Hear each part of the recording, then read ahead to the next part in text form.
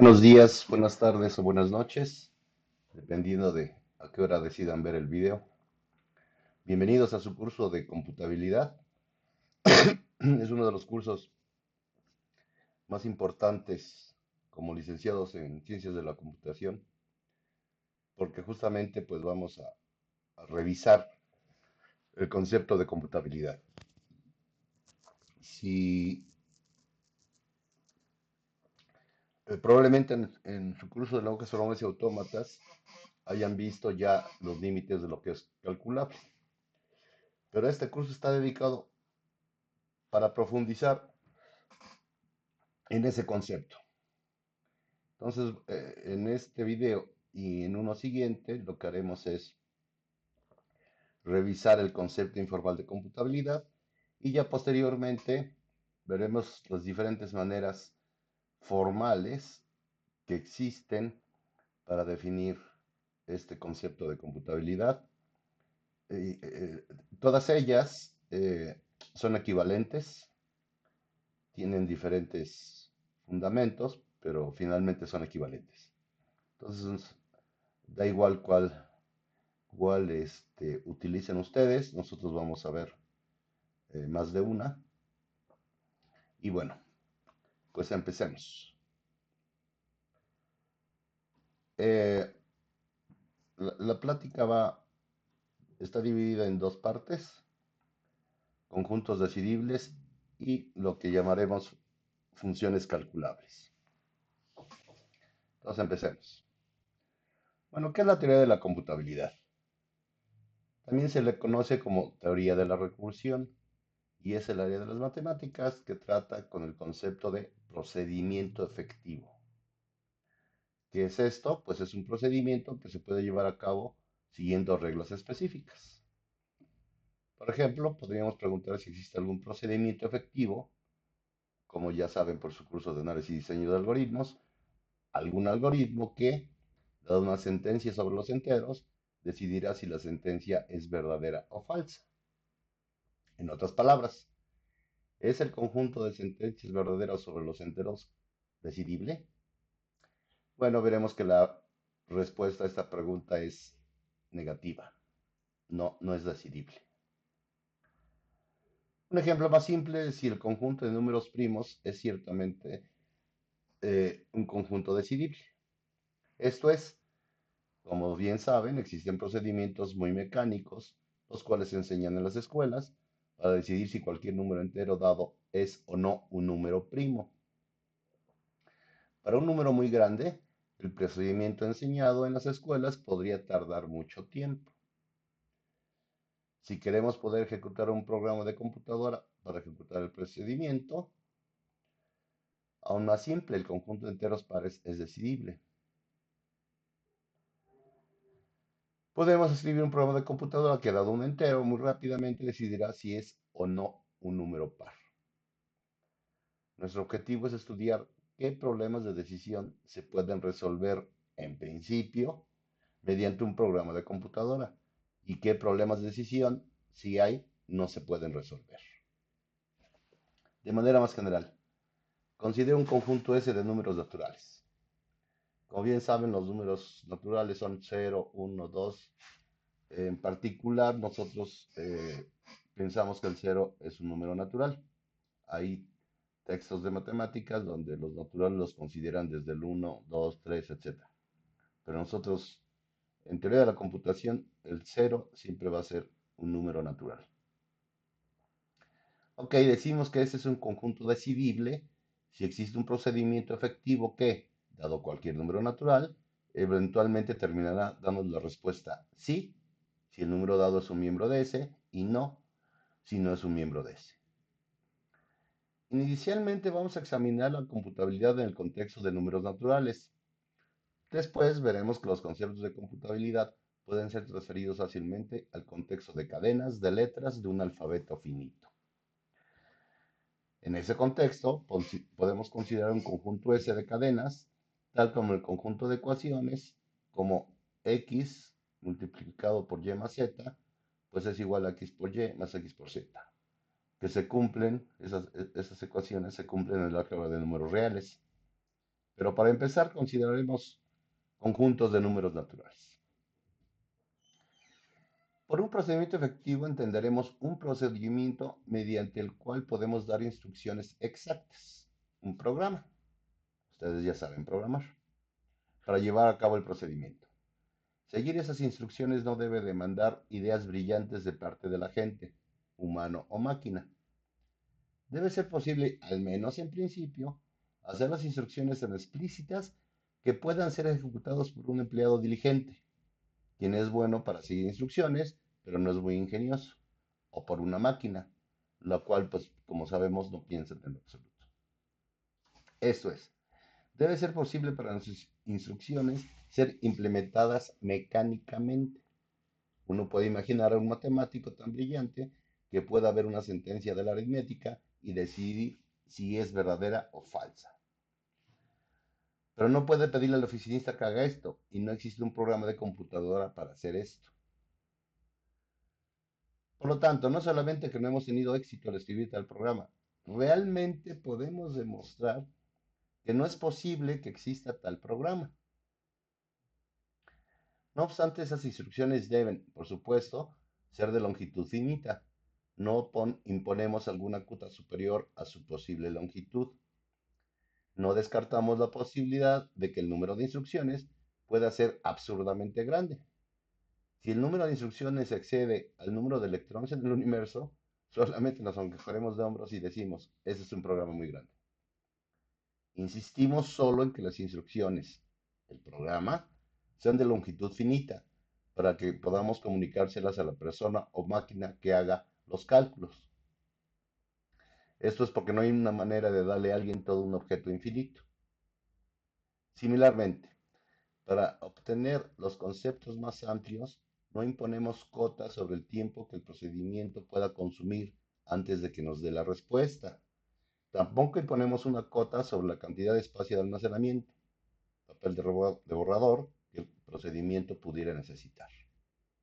El procedimiento puede, por ejemplo, necesitar utilizar números muy grandes, que requieren una cantidad sustancial de espacio simplemente para escribirlos.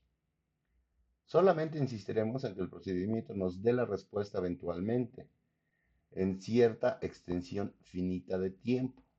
Lo que está excluido definitivamente es hacer infinitos pasos y luego dar la respuesta. En el capítulo 7 vamos a considerar conceptos más restrictivos, donde la cantidad de tiempo es limitada de alguna manera, así como excluiremos la posibilidad de tiempos de ejecución ridículamente grandes.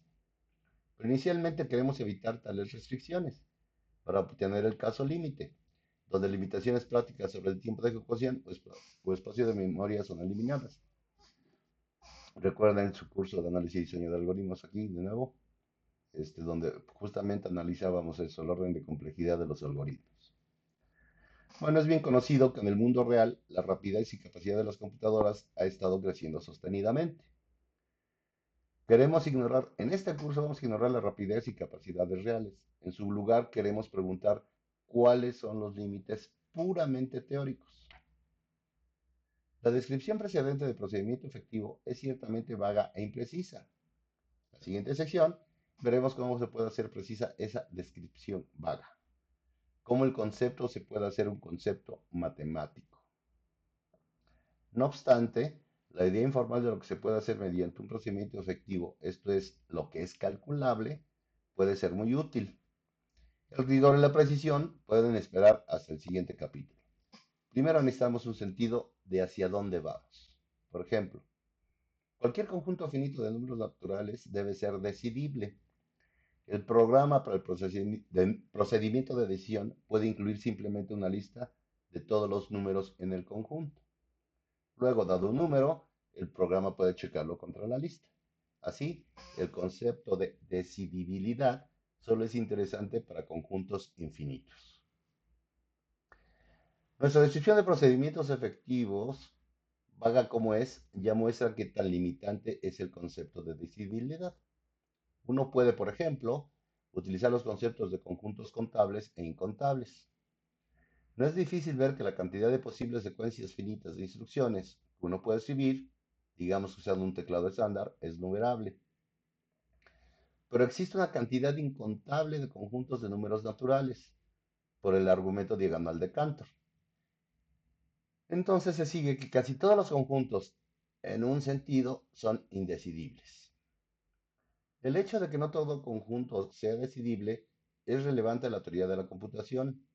El hecho de que existe un límite a lo que puede ser realizado por un procedimiento efectivo significa que existe un límite a lo que puede, aún en principio, hacerse mediante programas de computadora. Y esto dispara dos preguntas. ¿Qué se puede hacer? ¿Qué no se puede hacer? Históricamente, la teoría de la computabilidad surgió antes del desarrollo de las computadoras digitales. La teoría de la computabilidad es relevante a ciertas consideraciones en lógica matemática. En el corazón de la actividad matemática está la demostración de teoremas, como bien saben. Considere lo que se requiere para que una cadena de símbolos constituya una demostración matemática aceptable. Antes de aceptar una demostración y agregar el resultado que fue demostrado a nuestra noción de conocimiento matemático, insistimos en que la demostración sea verificable. Es un asunto muy importante. Esto es, debe ser posible que otro matemático, por ejemplo, el árbitro del artículo que contiene la demostración, cheque paso a paso la corrección de la demostración.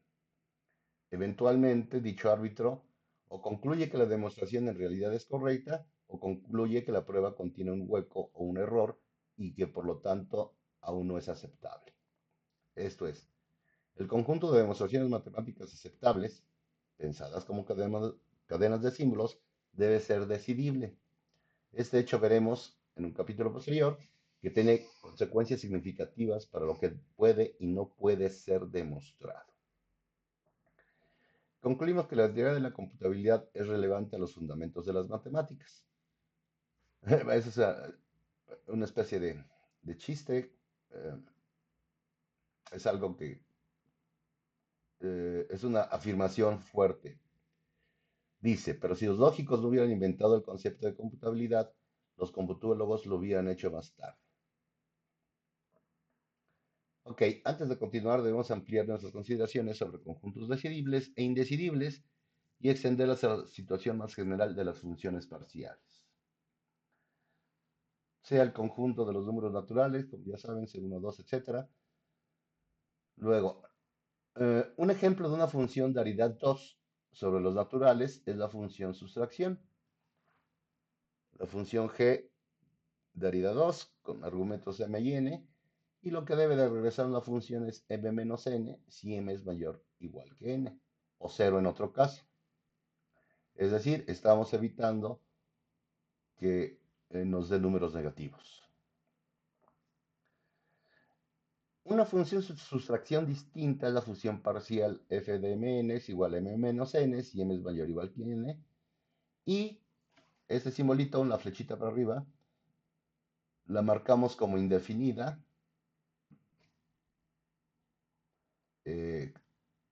cuando n sea mayor que n.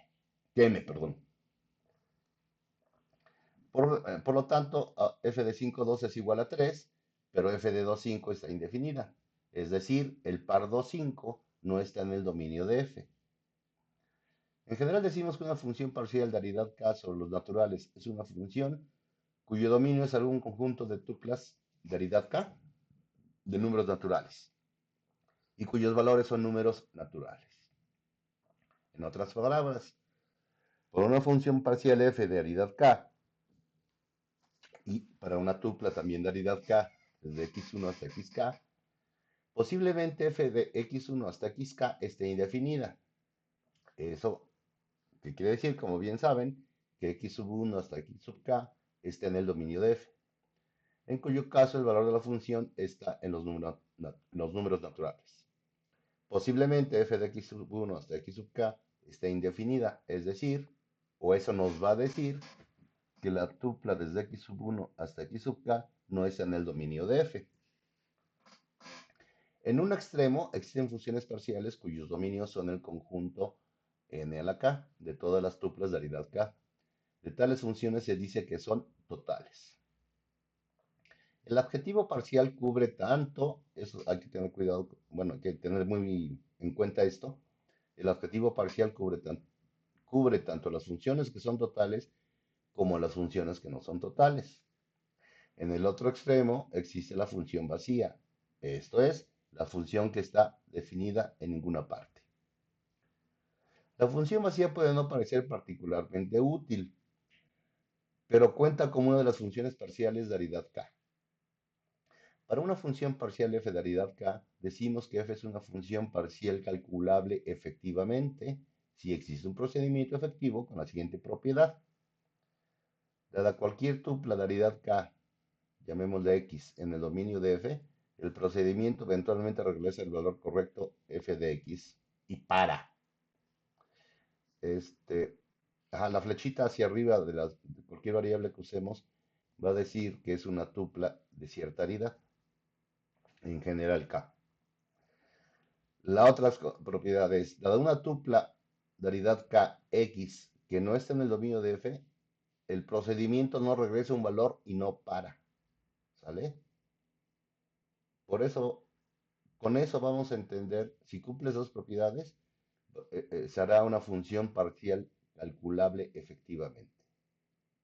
Cuando la tupla está en el dominio de la función, da el valor correcto y para, y cuando no está, el procedimiento no da ningún valor y no para. Aquí hay algún detalle.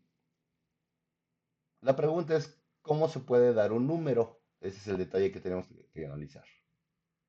Bueno, para comunicar un número X al procedimiento, enviamos el numeral para X.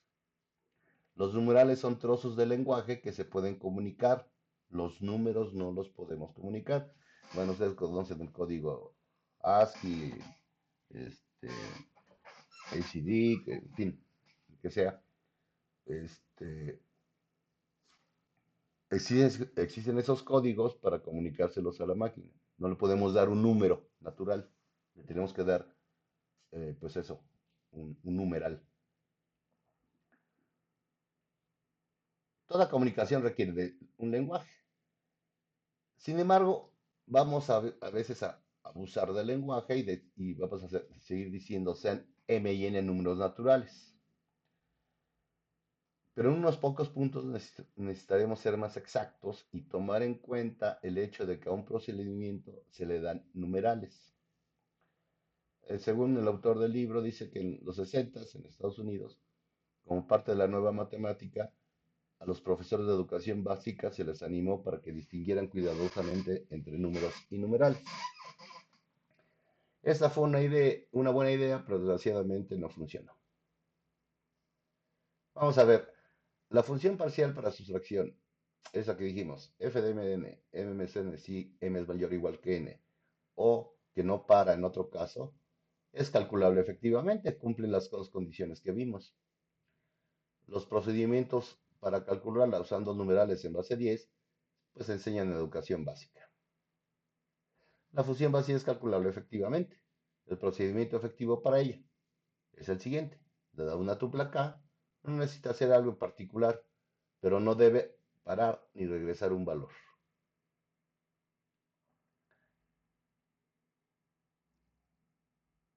Entonces, el concepto de decidibilidad puede ahora ser escrito en términos de funciones. Para un subconjunto S de el producto cartesiano de aridad K de los naturales sobre los naturales, podemos decir que S es decidible si solo si su función característica C sub S de X nos dice sí si X está en S, no si X no está en S. Esta siempre es total y es calculable efectivamente. Aquí sí y no son números fijos de n. Por ejemplo, 1 y 0. Esa palabra sí, SSI en el párrafo anterior significa sí, solo sí. Así se lee. Es un trozo de jerga matemática que ha demostrado ser tan útil que se ha convertido en una parte estándar de la forma de hablar en matemáticas. Aquí si k es igual a 1, entonces ese es un conjunto de números.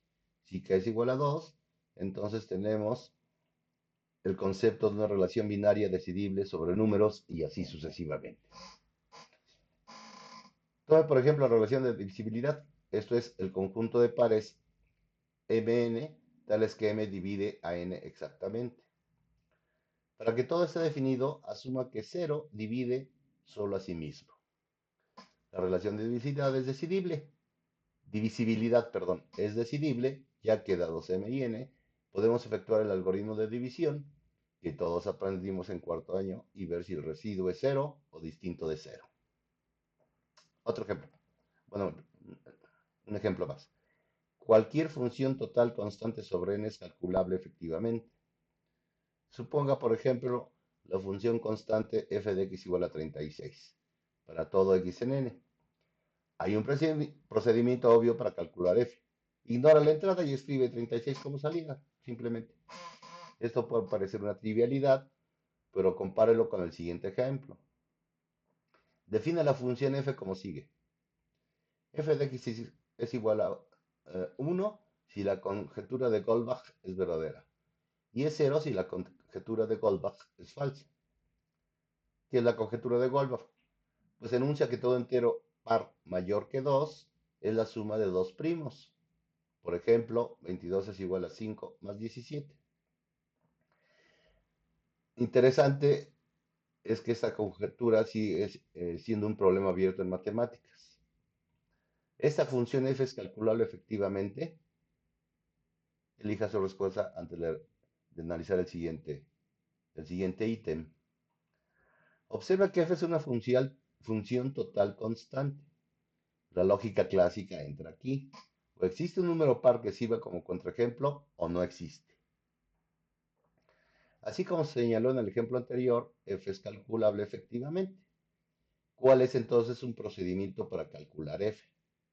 No lo sabemos, pero se pueden dar procedimientos teniendo la confianza de que uno de ellos calcula f.